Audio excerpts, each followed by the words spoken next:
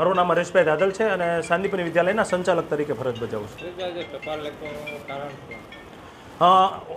સમગ્ર દુનિયાની નજર અત્યારે ઓલિમ્પિક ઉપર છે. ત્યારે ભારતને જ્યારે પ્રથમ ગોલ્ડ મેડલ મળવા જઈ રહ્યો હતો એ રેસલર વિનેશ ફોગાટને પોતાના વજન કરતાં 100 ગ્રામ વધારે વજન હોવાના કારણે જ્યારે ડિસ્ક્વોલિફાઈડ કરવામાં આવી છે ત્યારે સમગ્ર દેશ અને દુનિયાની નજર એના ઉપર હતી અને એ વજન ઉતારવા માટેનો જે એનો અથાગ પ્રયાસ મહેનત વિશેની ચર્ચા આપણે સૌએ સાંભળી છે. ત્યારે આપણા દેશને એ કદાચ ગોલ્ડ મેડલથી વંચિત રહી ગયા હોય તો મેડલ નથી જીતી પણ બધાના દિલ જીતી છે. અને એના સપોર્ટમાં આજે અમે બોટાદ શાંતિપુરી વિદ્યાલયના દરેક બાળકો, સંચાલકો, શિક્ષકો એના એક ટપાલ લખી અને અમે તમારી સાથે છીએ એના માટેનો એક નાનો એવો પ્રયાસ કર્યો છે. મારું નામ પીપળિયા ચિનલ વિનોદભાઈ છે. હું ધોરણ 10માં અભ્યાસ કરું છું.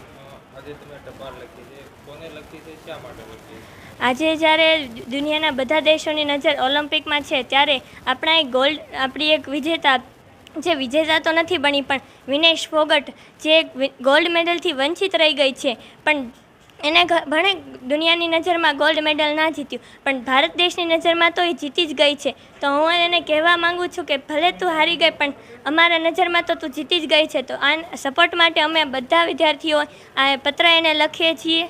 આઈ support for you Vinesh Phogat.